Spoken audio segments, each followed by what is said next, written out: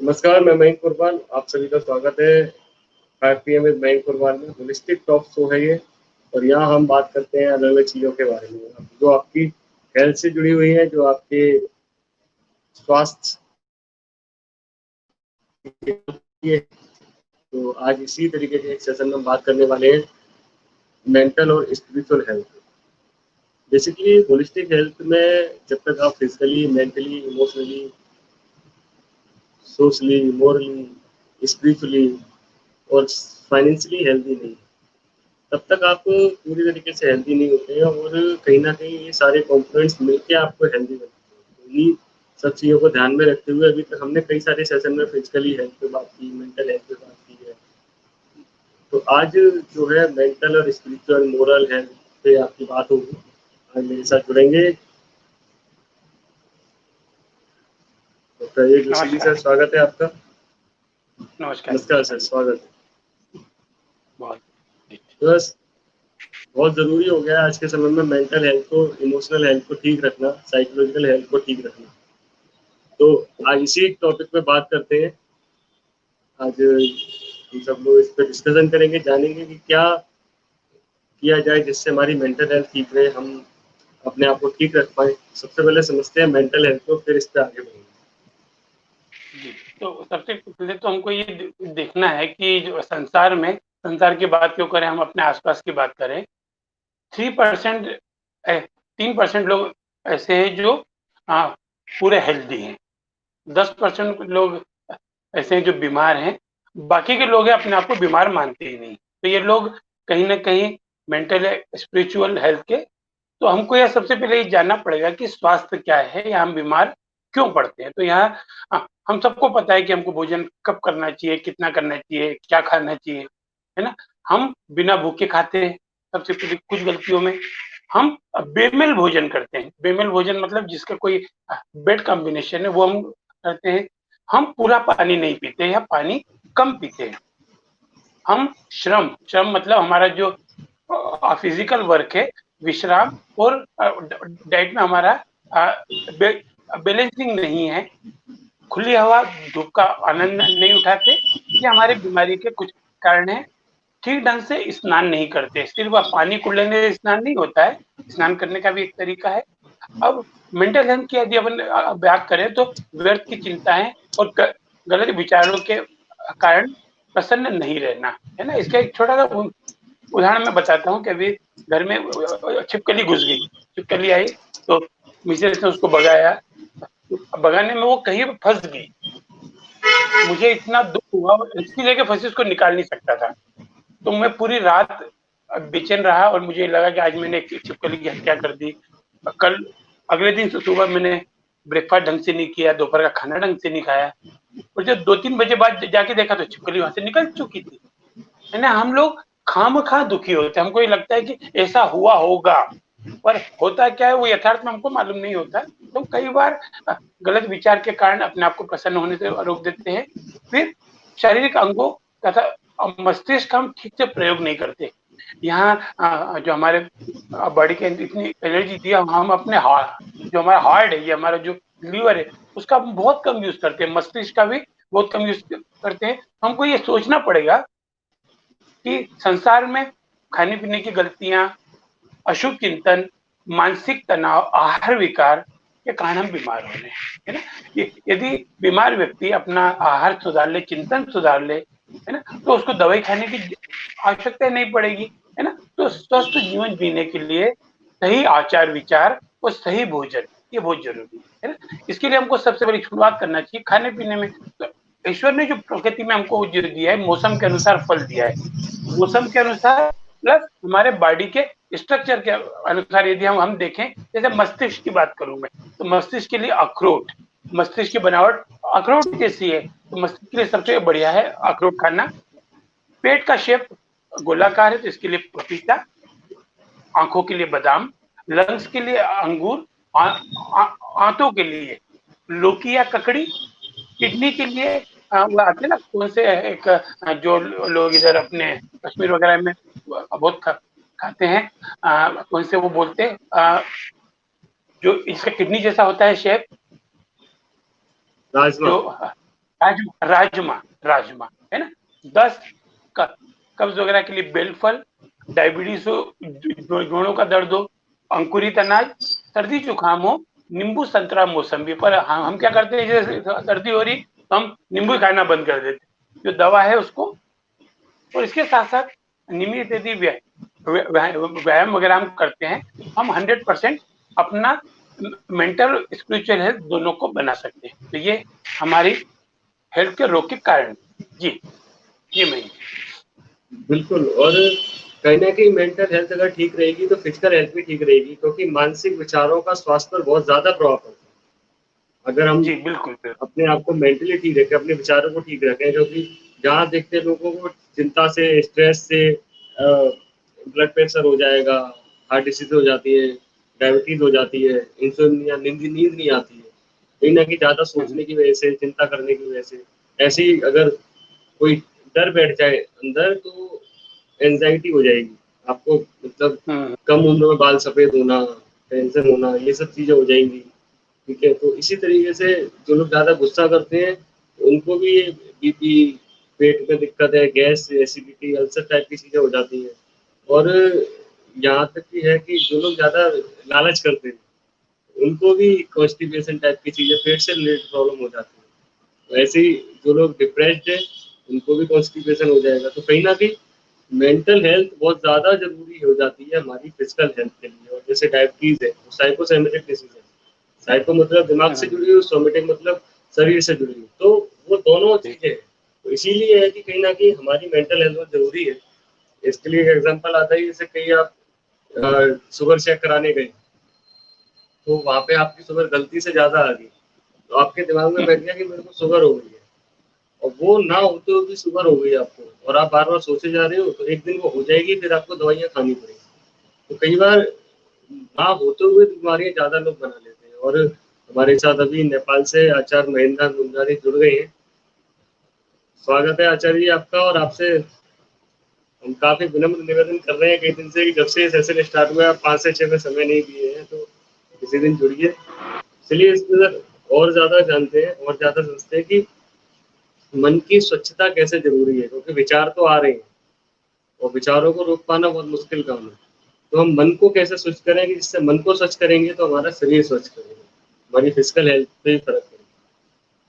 जी। Mental spiritual health की यदि हम बात करें तो हम घर की आसपास की सफाई का बहुत ध्यान रखते हैं, स्वच्छ बर्तन में खाते हैं, स्वच्छ कपड़े पहनते हैं, स्नान करते हैं। और जी, आत्मा या मन की सफाई का हम ध्यान ही नहीं देते। और इसके लिए आप एक कल्पना करें कि आप यहाँ बैठ के नेपाल के बारे में सोच सकते हो, यहाँ बैठ के आप अमेरिका के बारे में सोच सकते हो। तो ये मन बड़ा चंचल है, तो मन की स्वच्छता का बहुत ध्यान जरूरी है। और इसके लिए ज्ञान स्नान करना पड़ेगा।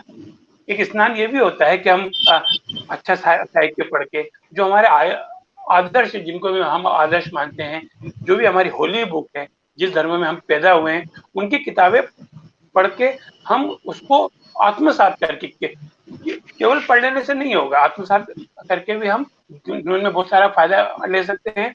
और इससे होगा क्या, धीरे धीरे अंदर सफाई होती जाएगी। और जैसे जैसे मन की सफाई होगी, आत्मा में निखार आएगा और मन स्वस्थ और खुश और शक्तिशाली होता जाएगा।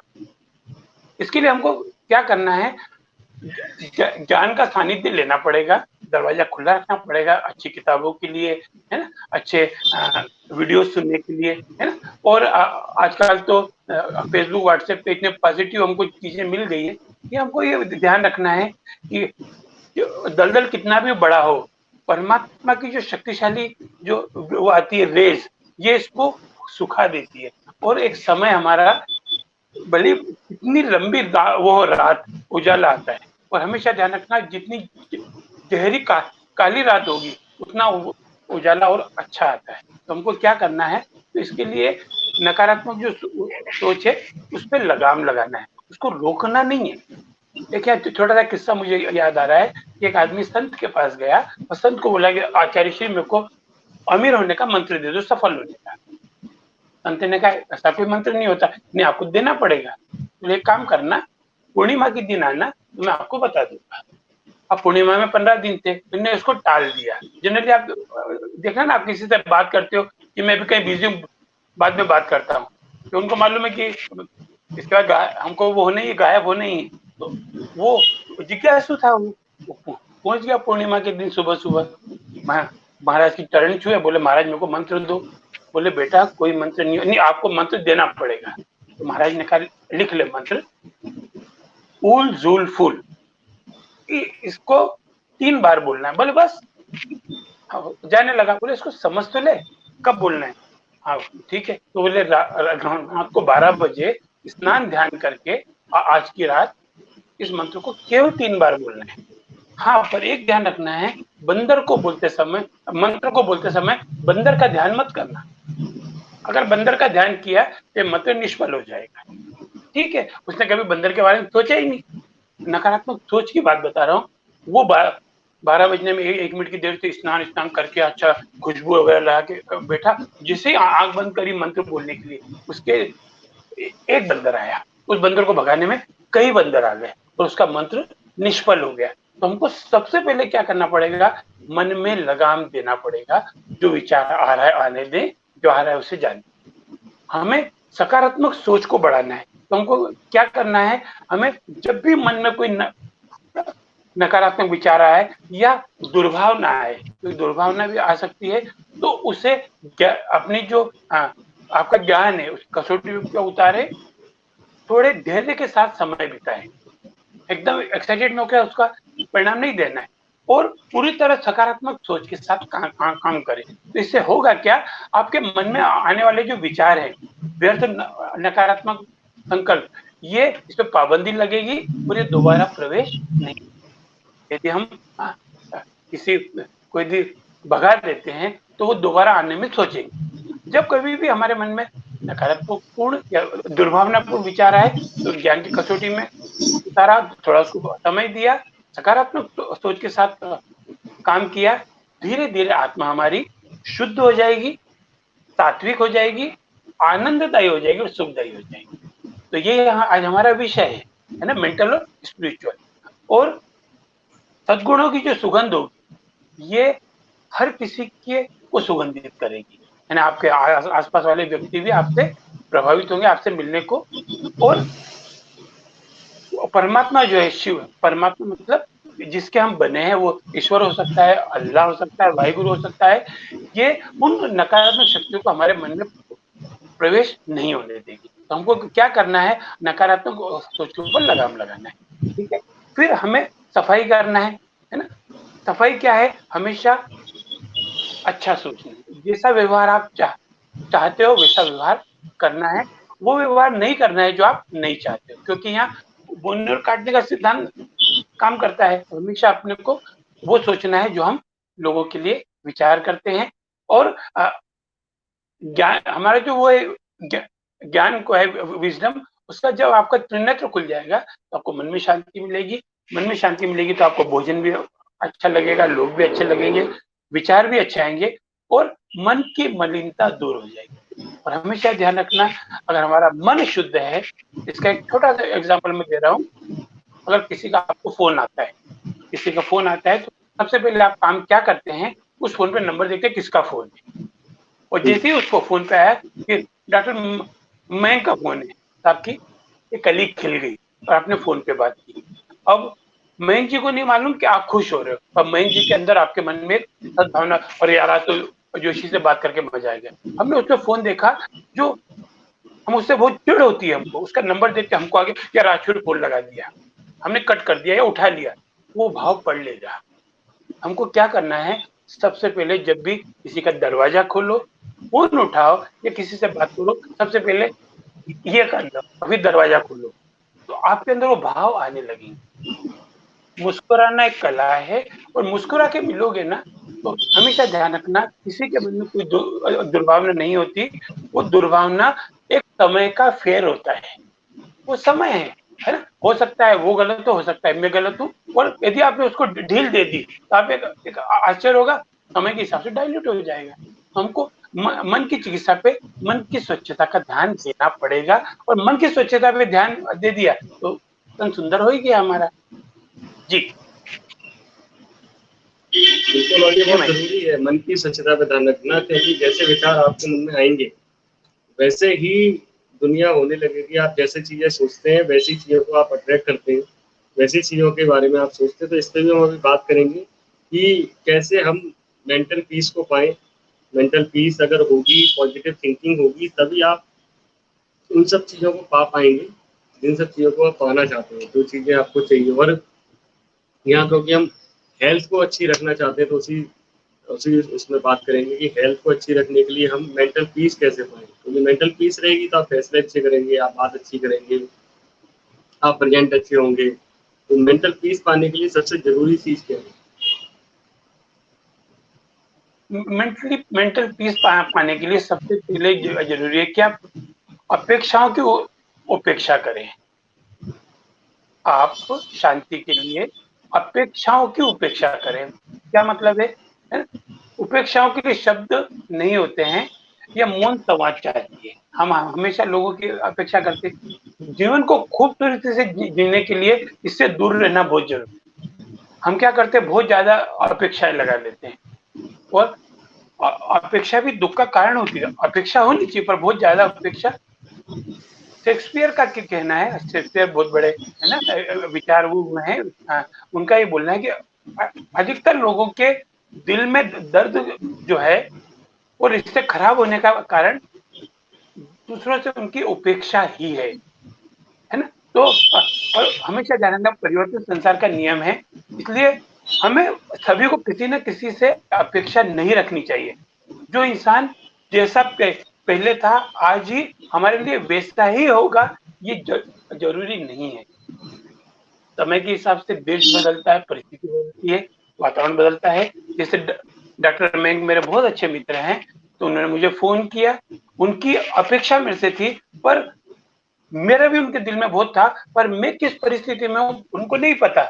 तो मैं यदि बराबर उनको जवाब नहीं दे पाया, तो उनकी अपेक्षा की उपेक्षा हो गई, वो एक रोग का कारण हो जाएगा। तो हमें परिस्थितियों को भी समझना पड़ेगा कि हर व्यक्ति हर समय हमारी अपेक्षाओं को फुलफिल नहीं करता है। हमको यहाँ एक चीज ध्यान रखना है, ये सब मैं फॉलो करता हूँ, मेरे मेंटर ने बताया, हर किसी को 2 से 3 मौके देना चाहिए। उसके बाद भी यदि अपेक्षा कर रहा है तो उसको फिर ढील दे दो, कुछ दिन के लिए, है ना। तो हमको हमेशा ये ध्यान रखना है। इसलिए अपने नकारात्मक विचारों और अनुभवों को दोबारा से स्थापित करो। हर इंसान को की पसंद अलग अलग होती है, जिससे उसे खुशी मिलती है, और वो वही काम करता है ना। अगर आप इन सब चीजों को खुद को बदल नहीं सकते, तो आप दूसरों से भी इसकी अपेक्षा नहीं कर सकते। जैसे एक लड़की और लड़के का संवाद चल रहा था, वो देखने गए, तो लड़की से पूछा कि आपको कैसा लड़का चाहिए। बोले मेरे को चरित्रवान चाहिए, इतना कमाता हो, है ना, और उसके माता पिता नहीं हो, उसके माता पिता नहीं हो, मैं वहाँ ये शर्त है। तो लड़के वालों ने भी शर्त रखी कि हमारी भी यही शर्त है कि लड़की के भी माता पिता नहीं हो और लड़की भी अच्छा कमाती। तो हम बहुत सारे लोगों से, पर हम क्या है वो कोई नहीं देखता। तो हमें क्या करना है, या तो दूसरों के लिए आप जाओ, या उनसे बदलने के लिए बड़ी अपेक्षा मत करो। तो ये छोटी सी चीज है। श्री रविशंकर जी इस बारे में अक्सर बोलते हैं कि अपेक्षा रखने से जीवन का मजा कम हो जाता है। और यहाँ मैं एक चीज जरूर बोलूंगा, यहाँ अपेक्षा उपेक्षा दोनों जरूरी है, अपेक्षा भी, पर यहाँ बोने और काटने का सिद्धांत काम करेगा। आप बोते जमीन में है, उगता ऊपर है। तो यदि आप कहीं भला कर रहे हैं, तो वहां से आपको वो नहीं मिलेगा पॉजिटिव रिस्पॉन्स, कहीं और से।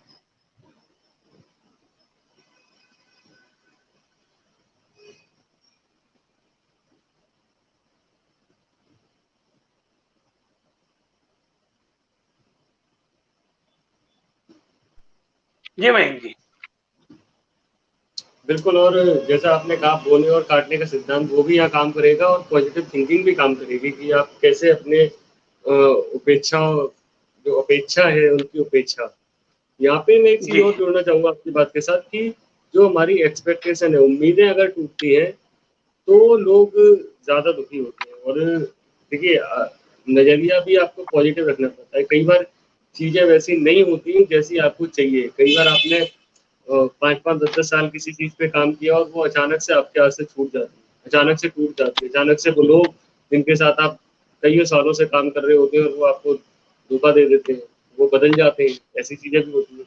तो यहाँ पे नज़रिया आपका पॉज़िटिव रहेगा तो आप इससे आगे निकल पाओगे, इससे बाहर निकल पाओगे और यहाँ जो भी लोग जुड़े हुए हैं, वैशाली हरियाणी जी, डॉक्टर पुष्पा शर्मा और भी लोग, आप सबसे निवेदन है इस सेशन को शेयर करिए, इस सेशन को वॉच पार्टी करिए, इस सेशन को अपने लोगों तक पहुँचाइए कि आज के समय में मेंटल हेल्थ की बहुत ज़्यादा ज़रूरत है और इस पे हम लोग आगे और भी बात करेंगे। तो नज़रिया आपका पॉज़िटिव होना चाहिए और जैसा हम नज़रिया रखेंगे, तो आने वाली जो सिचुएशन है वो हमारे हिसाब से बदल जाएगी, हमारे नज़रिए के हिसाब से बदल जाएगी। हमें वैसी चीज़ें देखने मिलेंगी दूसरों में जैसी हम पसंद करते हैं और हमेशा वही व्यवहार रखने की कोशिश करिए कि आज जो हुआ है, हर सिचुएशन में पॉज़िटिव चीज़ निकालना ही हर सिचुएशन से बाहर निकलने की दवाई है।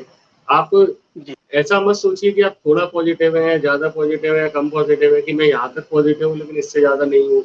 ये हो गया तो मैं पॉज़िटिव हूँ, ऐसे मैं पॉज़िटिव नहीं हूँ। तो आप हमेशा पिछले एक्सपीरियंस को ध्यान में रखें, आगे अपनी पॉज़िटिव सोच के साथ काम करिए। आगे की बातों को सोचकर पीछे मत जाइए। आप ये मत सोचिए कि पहले अगर बुरा हुआ तो आगे भी बुरा होगा। बस अपने आप को ऐसा ढाल लीजिए, ऐसा बदल लीजिए कि जो चीज़ें पहले हुई हैं वो बार-बार ना हो और रहिए जी, पॉज़िटिव। जी, पहले हो सकता है लोग खराब मिल गए तो आपका काम खराब हो गया। हर बार आपको खराब में लोग नहीं मिलेंगे और आप अपने आप को पॉज़िटिव रखेंगे तो आगे भी पॉज़िटिव चीज़ें होंगी। आप और पॉज़िटिव चीज़ थिंकिंग का सबसे बड़ा फ़ायदा क्या होता है कि मेंटल स्ट्रेस कम हो जाता है। जो मानसिक स्वच्छता की हम बात कर रहे हैं वो अपने आप ही हो जाती है और किसी भी कंडीशन में आप खुश ही रहेंगे, ठीक है? जे कई लोग हैं जैसे कोरोना में कई लोगों के बिज़नेस में बहुत डाउनफॉल आया है, कई लोगों के अलग-अलग चीज़ें हुई और कई लोगों ने बहुत ज़्यादा पैसा भी कमा लिया। ऐसे भी लोग निकले जिन्होंने सिचुएशन का बहुत ज़्यादा फ़ायदा उठाया अपने इस ऐसे लोगों की प्रॉब्लम का और तो ये भी है। तो इस तरीके से क्या है कि जब आप दूसरों के साथ पॉज़िटिव रहेंगे, खुश रहेंगे, तो आपसे मिलने वाले लोग भी खुश रहेंगे, आपके लोग भी समझेंगे और एक तरीके से एक पॉज़िटिव भाईचारा, एक खुशनुमा माहौल भी बनेगा आपके परिवार में, आपके आस-पड़ोस में, आपके समाज में, कुल खानदान। इसी तरीके से हम लोग रहेंगे और परेशानी का, समस्या का हल परेशानी में ढूँढना होता है, उसी में ढूँढना है, उसी से निकलना है और जब आप पॉज़िटिव सोचेंगे, तो आपको रास्ते ही मिलेंगे और हमेशा यहाँ पे जो काम करता है वो आपकी सोशल हेल्थ और मोरल हेल्थ और स्पिरिचुअल हेल्थ का रोल आ जाता है जब जब आप पॉजिटिव थिंकिंग में जाते हैं। तो चलिए थोड़ा-सा इसी को समझते हैं कि कैसे हम सोशल हेल्थ को ठीक रखें, कैसे मोरल हेल्थ को ठीक रखें और कैसे स्पिरिचुअल हेल्थ को ठीक रखें। जी, सोशल जी सर इस पे क्या सोशल विचार है? हेल्थ जी, सोशल हेल्थ मतलब क्या, हम जिन लोगों के साथ हैं, जिनके आस-पास हम बैठे हैं, जिन लोग के साथ हमारा उठना-बैठना है, सोशल का मतलब केवल परिवार नहीं होता। सोशल का मतलब जो भी हमारा बिज़नेस एरिया है। और यहाँ एक चीज़ मैं अक्सर एक चीज़ इसमें जोड़ना चाहूँगा कि जैसा आपने बताया पॉज़िटिव नेगेटिव का, आपको एक जैसे कार चलाते हैं हम, तो सामने काँच होता है, एक बड़ा-सा काँच होता है, इसमें आर-पार दिखता है और ऊपर एक वो होता है विंडो जो पीछे का दिखाता है, साइड में विंडो होते हैं जो पीछे देखते हैं। कुछ लोग क्या करते हैं, पूरा फ़ोकस उनका सामने ही रहता है, तो मालूम पड़ा पीछे से कोई ठोक गया, है ना? तो हमको जो साइड मिरर है या जो पीछे का मिरर है, वो लाइफ में ये देखने के लिए कि हमने पीछे क्या गलती की है, या पीछे। अब कुछ लोग क्या करते हैं, पूरा फ़ोकस उसी पे ध्यान रखते हैं, पीछे वो क्या हो रहा है, तो वो भी नहीं चलेगा। तो हमें जितना मैक्सिमम सामने फ़ोकस करेंगे उतना हम जी पाएँगे, है ना? तो ये सबसे बड़ा एग्ज़ाम्पल है। एक मिनट, हाँ। बिल्कुल, बिल्कुल ये तो सोचना ही है कि पुरानी बातों से सबक लेते हुए आगे बढ़ना है। पुरानी बातों में अटक ही नहीं जाना है, इसी पे तो हम बात कर रहे हैं। और यहाँ एक चीज़ और मैं बता दूँ कि मैं, डॉक्टर जोशी, अनीता जी, साधना जी और भी जो हमारी टीम है, वो सब लोग आजकल मेंटल हेल्थ पे बहुत ज़्यादा काम कर रहे हैं। लोगों की साइकोलॉजिकल हेल्थ को ठीक है और हम सब साइकोथेरेपिस्ट हैं, हम लोग काउंसलिंग करते हैं, हम लोग बात करते हैं लोगों से। तो आप सब लोग के पास जब भी समय आपके हिसाब से भी और हमारे हिसाब से भी हम लोग 4 बजे से 7 बजे तक क्लिनिकल कंसल्टेंसी के लिए अवेलेबल है। बाकी ऑनलाइन कंसल्टेंसी तो हमारी चल ही रही है, आप लोग बात कर सकते हैं, आप लोग जुड़ सकते हैं। 10 बजे से 2 बजे तक मैं व्हाट्सएप कंसल्टेंसी के लिए अवेलेबल हूँ, तो जितनी मैं जवाब दे पाऊँगा, जितनी मैं बात कर पाता हूँ, आप लोग करिए, आप लोग जुड़िए। आपकी मेंटल हेल्थ को, आपके इमोशनल, साइकोलॉजिकल, स्पिरिचुअल हेल्थ को ठीक रखने के लिए हम लोग अवेलेबल हैं। तो आप लोग जुड़ सकते हैं। और यहाँ मैं आपको बस इतना ही कहना चाहता हूँ कि आपकी जो सोच है, आपकी सोच को पॉजिटिव बनाए रखने के लिए ही हम काम करेंगे। तो जैसा भी सर ने सोशल हेल्थ के बारे में कहा कि सोशल हेल्थ बहुत ज़्यादा ज़रूरी है। सोशल हेल्थ आपका परिवार नहीं है, परिवार से आगे निकल के भी है। आप परिवार से जब बाहर निकलते हैं, आपके समाज में जाते हैं, आपके आपके आस-पड़ोस में देखते हैं, तो कैसे लोगों के साथ आप रह रहे हैं, जैसे माहौल में रहेंगे, वैसे ही आपको वैसे ही माहौल देखने मिलेगा, वैसी ही संगत मिलेगी। तो यहाँ पे कई बार ऐसी चीज़ें भी होती हैं कि आप गलत संगत में गलत हो जाते हैं, आप ऐसे ही काम करने लगते हैं जैसे संगत आप कर रहे हैं। तो यहाँ पे एक जैसे अ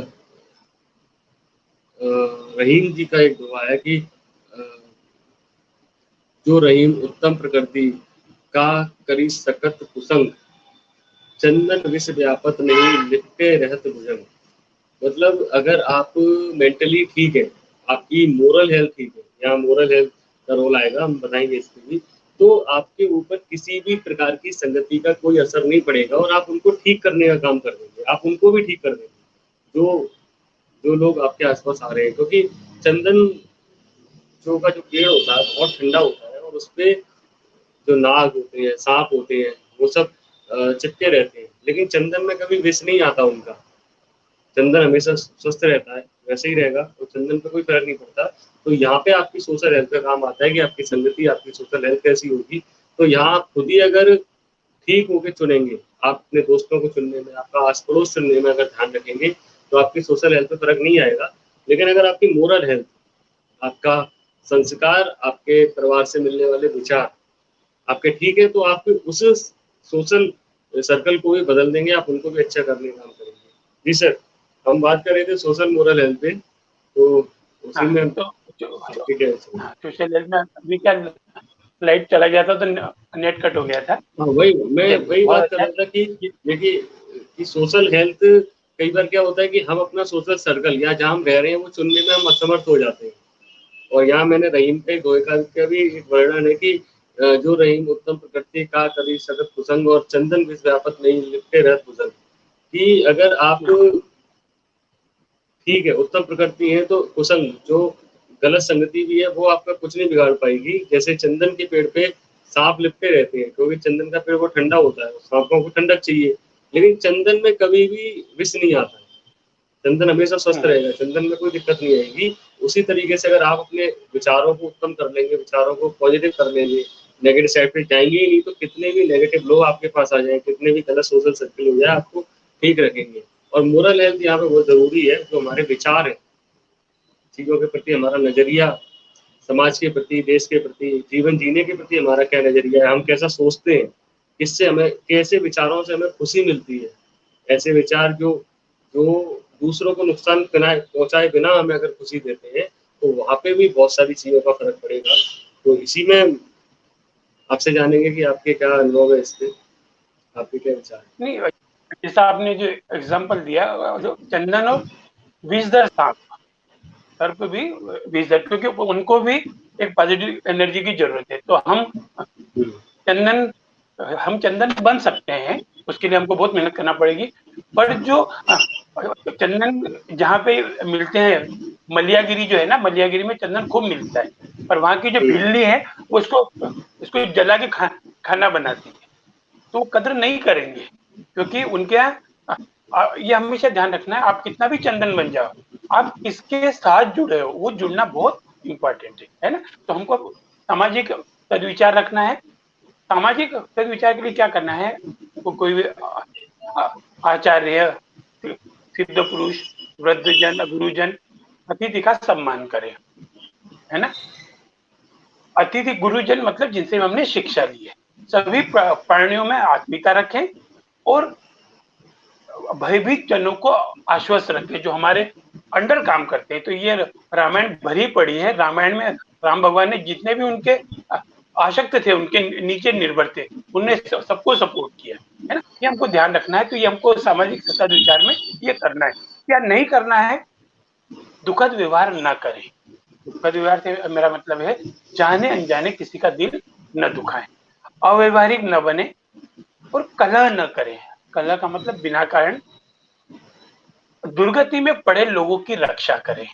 जो लोग गलती से गलत दिशा में चले गए हैं, श्रेष्ठ और योग्य व्यक्ति का विरोध न करें। कई बार होता है ना कि हम बस विरोध करना है, हम विपक्ष में बैठे विरोध करना है, इसलिए विरोध करें। और यहाँ मैं एक चीज हमेशा बोलना चाहूंगा कि जैसा बताया कि सुखद व्यवहार करें, है ना, कलह न करें। तो यहाँ गांधी जी का सिद्धांत हमेशा ध्यान रखना, किसी ने एक गाल पे झापड़ मारा, शब्द अच्छा नहीं है पर ये जो चूंकि किताबों वही लिखा है, किसी ने गाल पे यदि आपको थप्पड़ मारा है तो दूसरा गाल आगे कर दो। और सवाल ये आता है यदि दूसरे गाल पे मार दिया तो क्या करोगे? तो तीसरा गाल उसका खाली पड़ा है। हमको पेशेंस रखना है एक गाल तक। हम क्या करते हैं, गांधी जी बोले एक गाल पे तो दूसरे का फिर खा लो, तो उसका हम और उसकी आदत बिगाड़ रहे हैं। तो उनको सामाजिक व्यवहार में ध्यान रखना है, पेशेंस रखना है, पर कितना रखना है वो भी ध्यान रखना है। फिर धार्मिक सदविचार रखना है। धार्मिक सदविचार में क्या करना है? आस्तिक बनना है। आस्तिक बनने का मतलब ये नहीं कि आप नास्तिक मत बनो। आप मानो या मत मानो, पर किसी का अपमान मत करो। हम अक्सर देखते हैं, हम किसी मस्जिद के सामने से जाते हैं, दरगाह के सामने जाते हैं, हमारा सर झुक जाता है। क्यों झुक जाता है? हमारे संस्कार है सामाजिक। अब कोई नहीं झुकता है तो वो उसकी, है ना। फिर गौ माता का, सिद्ध पुरुषों का पूजन करें। जैसे भी 15 अगस्त गया हमारा, अभी सुभाष चंद्र बोस जी का भी गया, तो हमें ऐसे महान लोगों का जिन्होंने कहीं बलिदान किया है उनका सम्मान करें। और अग्नि में एटन झूठन नहीं डालें। यदि कहीं भी ऐसे अग्नि है तो अग्नि में झूठी चीज नहीं डालना। हमको ये ध्यान रखना है। जैसे हवन पूजन करते हैं या कोई करते हैं, इसका एक छोटा उदाहरण दूंगा। एक बहुत बड़े संत है हिंदुस्तान के, उनको अनिद्रा की शिकायत थी। तो मुझे सौभाग्य मिला, तो बोले यार कोई एक्यूप्रेशर वाला हो, एक्यूप्रेशर वाला कोई मिला नहीं उनको। तो उन्होंने मुझसे पूछा कि यार एक वो है उनको रिलैक्स करना है। मैंने कहा मैं आता हूँ। मैं गया और मैंने उनको सिर के ऊपर कुछ पॉइंट किए। तो मैंने कहा कोई सेंट है क्या? तो मैंने एक सेंट की शीशी ली, लाइक ऐसा सेंट की शीशी ली, उसको खोला, सूंघ के देखा, हाँ मैंने कहा ये चलेगा। तो उन्होंने, जो उनके शिष्य थे ना, नहीं अब ये काम का नहीं है, ये झूठा हो गया। इतना ध्यान रखते हैं लोग पूजा पाठ में, पर हम क्या करते हैं, बार वापस काम में ले लिया। तो हमें धार्मिक सदविचार में ये रखना है कि झूठा अपने से बड़ों को या अग्नि को समर्पित नहीं करना। अब व्यक्तिगत सदविचार को क्या करना है? व्यक्तिगत सदविचार में हमेशा शारीरिक स्वच्छता पे ध्यान देना है ना। नियमित स्नान करें, क्योंकि वो लोग स्नान इसलिए नहीं करते थे क्योंकि उनको जल नहीं मिलता था, है ना, जैसे रेगिस्तान में रहते हैं, है ना। फिर सारे अंगों की सफाई करें, वेशभूषा स्वच्छ हो, सुंदर हो, बड़े हुए बाल, बाल हमेशा वैसे होना चाहिए, है ना, सिंपल, नाखून कटवाए हुए हो, है ना, सिर, नाक, कान और पैर में प्रतिदिन तेल लगाएं। अब सिर में तेल को लगाना क्योंकि ब्रेन को ताजगी मिले, कान में तेल को लगाना क्योंकि यहाँ पूरे एक्यूप्रेशर पॉइंट है, नाक में तेल को लगाना, नाक पे नहीं, नाक में तेल को लगा क्योंकि यहाँ से मस्तिष्क जो जुड़ा है, लंग्स खुल रहे हैं। पैरों में तेल से लगाना क्योंकि हम जब भी नमी में जाते हैं, पैर में पानी नहीं टिके, तो हमको प्रतिदिन तेल लगाना चाहिए। जैसे जम्बाई है ये, है ना, तो छींक आए तो उस समय मुंह को ढक ले। पहले हमको जो छींक आती थी ऐसे ढकते थे, जब से कोरोना वो आया है तो हमको थोड़ा सा हमने स्टाइल बदल दिया है कि हाथ से हम और हितभाषी बने, मृदुभाषी बने। या नहीं करना तो उंगली से नाक को देना, फुर्सत मिली और नाक में लगे हुए हैं, है ना, दांत किटकिटाना, कहीं भी गुस्सा आ जाए तो थोड़ा पानी पी लो, है ना, उंगली चटकाना, कई लोग आपने देखा होगा उंगली चटका रहे थे। फिर नाखून को दांत से कुतरना, अनावश्यक पैरों को हिलाना, ये सब मानसिक विकृति के लक्षण है। आप देखना, जो लोग बहुत ज्यादा स्ट्रेस करते हैं ना, तो जब भी टेंशन होता है उनका हाथ नाखून काटने लगता है ना। अधिक जागना, अधिक सोना, अप्रिय निंदनीय वस्तुओं को देखना, है ना, ऐसी चीजों को जो अप्रिय उनको देखना, बिना थकावट दूर किए स्नान करना, एकदम थक के आ रहे हैं और स्नान करने चले गए, है ना, बिना कारण हंसना, जो बोलते हैं ना कि देश परिस्थिति कारण के, और मोह और लालच नहीं करना, है ना, क्योंकि मोह और लालच हमेशा विकार का कारण बनता है। ये कुछ थे हमारे तो सामाजिक। अब आएंगे हमारे मानसिक सदविचार। तो मानसिक विचार में क्या है, सदैव प्रसन्न रहना है, प्रसन्न रहने की कला नहीं सीखना है। हमेशा आप देखना कि जितने भी एयर होस्टेज हैं, एयर होस्टेज बोले, जितने भी रिसेप्शनिस्ट हैं, रिसेप्शन पे हैं, ये लोग अक्सर बड़ी बीमारी की शिकायत मिलते हैं, क्योंकि ये प्रसन्न होते नहीं, प्रसन्न दिखते हैं, है ना। तो ये विकार का कारण। तो अंदर से प्रसन्न रहना, शांति प्रिय रहना, विनयशील रहना, धैर्यवान रहना, धैर्य तो करना पड़ेगा, है ना, उद्दंड नहीं बनना, क्षमा भाव रखना, सत्य प्रिय होना, है ना। तो सत्य प्रिय होना, इसका मतलब ये नहीं कि, है ना, तो सत्य की परिभाषा क्या है, जिस चीज को बोलने से पहले सोचना न पड़े वो सत्य है। अब क्या नहीं करना है, नहीं करने में खुशी हो या गम हो, ज्यादा भावुक नहीं हो जाना। हम क्या करते हैं, खुशी भी हुई तो बहुत ज्यादा खुश हो जाते हैं, गम भी हुआ तो बहुत ज्यादा हो जाते हैं। चित्त को चंचल न करें, लालची न बने, धैर्य न छोड़े, क्रोध न करें, है ना, और हमेशा अच्छे भाव रखें सबके प्रति, जिससे लिया है उसको देने का भाव जरूर होना चाहिए। यह एक स्टोरी में जरूर करना चाहूंगा शेयर, कि एक बार एक शहर था, वहां बहुत ठंड पड़ती थी, तो सारे जो पक्षी थे उन पक्षियों ने वो जो छोड़ के गर्म प्रदेश के लिए उड़े। तो एक पक्षी का बच्चा था या पक्षी था, उसने कहा मैं नहीं उड़ूंगा तुम्हारे साथ, जब इंसान यहाँ रह सकते हैं, गाय कुत्ते यहाँ रह सकते हैं, तो मैं आपके साथ मैं यही रहूंगा। उनके बड़ों ने समझाया कि भैया मान जाए, यहाँ ठंड पड़ती, बोले नहीं। सब पक्षी उड़ गए, वो पक्षी वहीं रहा, वहीं रहा। बर्फ गिरी, बर्फ गिरी, बर्फ उसके पंख पे गिरी, तो पंख पे गिरी, क्रश होकर नीचे गिर गया। नीचे भी बर्फ बिछी हुई थी, नीचे बर्फ, ऊपर बर्फ, बीच में पक्षी। ये मरने का इंतजार कर रहा था और अपने अच्छे दिन को याद कर रहा था, यार मैं कितना अच्छा था, ये था वो था। और उसको ये तो तय था कि मरना मेरा तय है। उसी समय क्या हुआ, वहां से गाय वो निकली, गाय निकली। गाय ने क्या किया, उसको गोबर कर दिया, और जैसे गाय ने गोबर किया तो ये जो पक्षी था, ये दया भाव में था, एकदम गुस्से में आ गया, यार मौत, और इतनी गंदी मौत, भगवान तूने मेरे साथ बहुत गलत किया, और ऐसा वैसा, ये वो भगवान से शिकायत करने लगा। उसी समय क्या हुआ, उस बर्फ की गर्मी से उसकी बर्फ पिघल गई। अब बर्फ पिघली, उसमें जान आ गई, जान आ गई। उन्हें हाथ पे हिलाया, यस मैं तो जिंदा हूँ। तो ये गाना गाने लगी, गाना गाने लगी। तो उससे कुछ दूर एक बिल्ला बैठा हुआ था, बिल्ला मतलब बिल्ली का हस्बैंड, बिल्ला बैठा हुआ था। बिल्ले के कान पे उस पक्षी की आवाज आई, तो उन्होंने कहा पक्षी तो हो ही नहीं सकते, सारे पक्षी यहाँ से उड़ गए। फिर सो गया वो। फिर पक्षी की आवाज आई, उसने जाके देखा एक गोबर के अंदर कुछ चीज हिल रही। ये बिल्ला गया, उस गोबर में से उस पक्षी को निकाला, धोया, पोछा और खा गया। अब स्टोरी का अर्थ क्या है, सबसे पहला अर्थ कि अगर कोई हमारा, सबसे पहला ये अर्थ है कि अगर कोई हमारे बड़े गुरुजन कुछ बोल रहे तो उनकी बात मान लो। यदि वो पक्षी पक्षियों के साथ उड़ जाता, शायद बच जाता। दूसरा मैसेज कि कोई हमारा बुरा कर रहा है, गाय ने क्या किया, गोबर डाला। अगर कोई हमारा बुरा कर रहा है, इसका मतलब ये जरूरी नहीं है कि वो हमारा बुरा चाहता है, उसमें कहीं ना कहीं अच्छा छुपा था।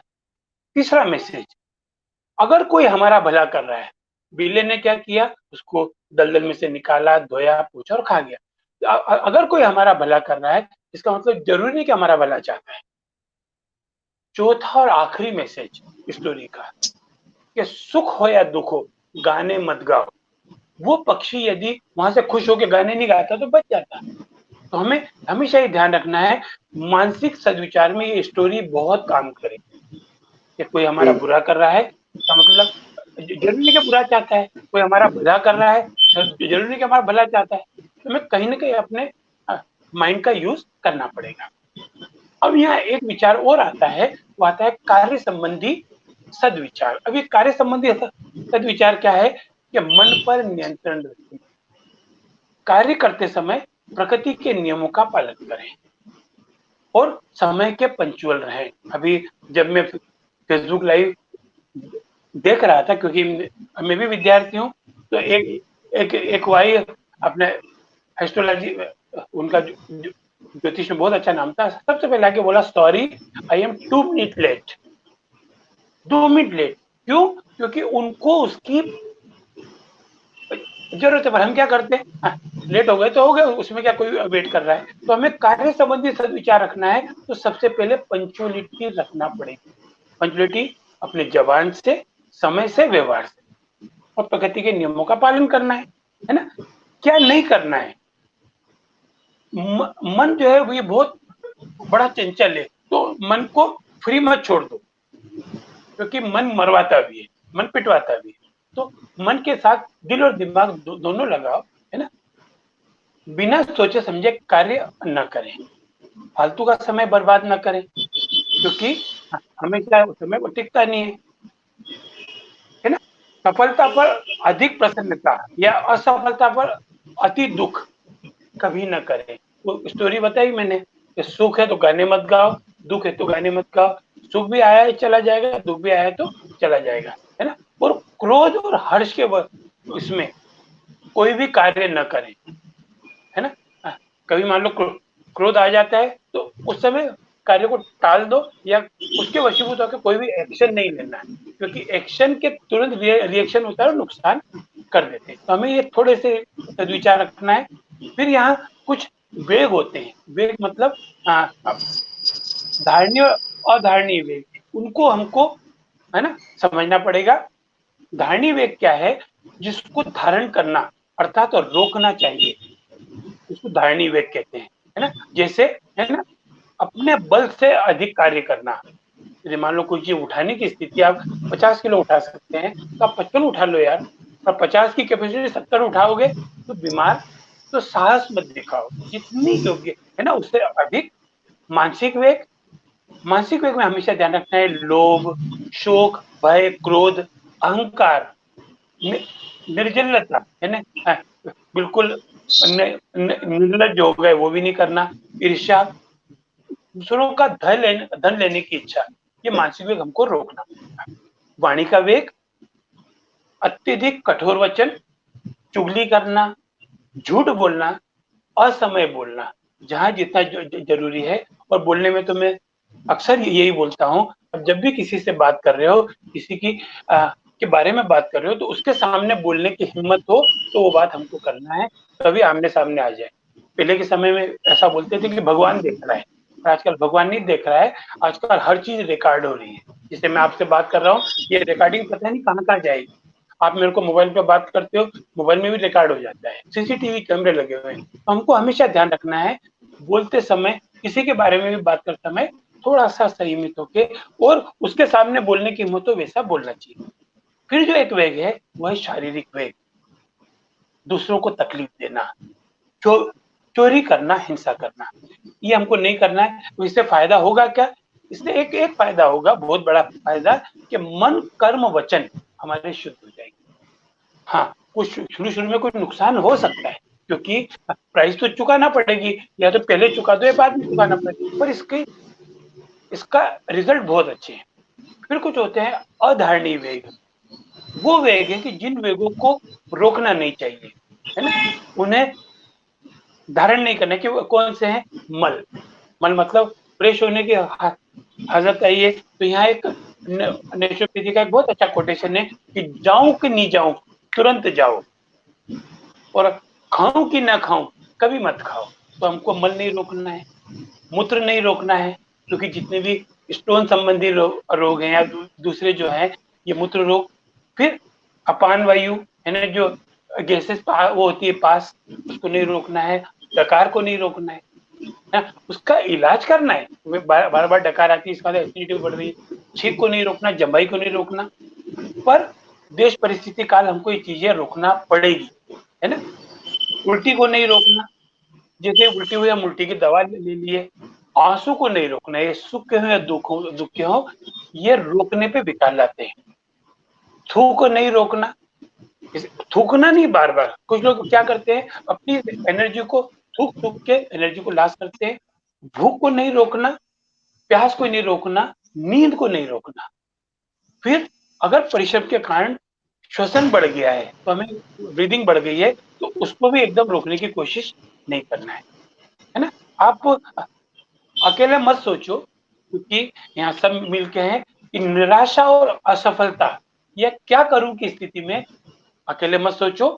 आपके माता पिता, शिक्षक, मित्र, आपके पर्सनल डॉक्टर, पर्सनल चिकित्सक या किसी अच्छे व्यक्ति से खुलकर बात करें, करके देखो ना, वे आसानी से आपको रास्ता दिखा देंगे।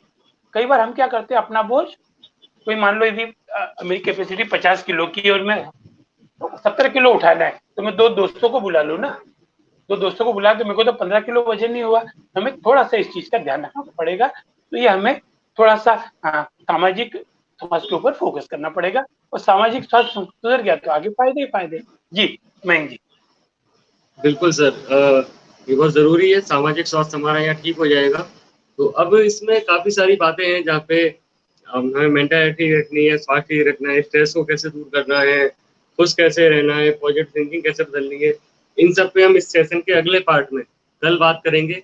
कल आपसे हम और इस अपने जानेंगे कैसे इमोशनल मेंटल हेल्थ को और अच्छा करना है, इन सब पे कैसे और चीज़ें अच्छी की जा सकती हैं। तो आज जो लोग जुड़े हुए हैं, इन सबसे मैं गुजारिश करूँगा इस सेशन को शेयर करें, और कल ठीक 5 बजे यहाँ पे हम जुड़ेंगे। हम बात करेंगे आपसे इस सेशन के अगले पार्ट में, जहाँ पे बहुत सारी चीज़ें हैं। तब तक ये एक ही जो डायलॉग है आपका, मैं चाहूँगा आज आप फिर से शेयर करें।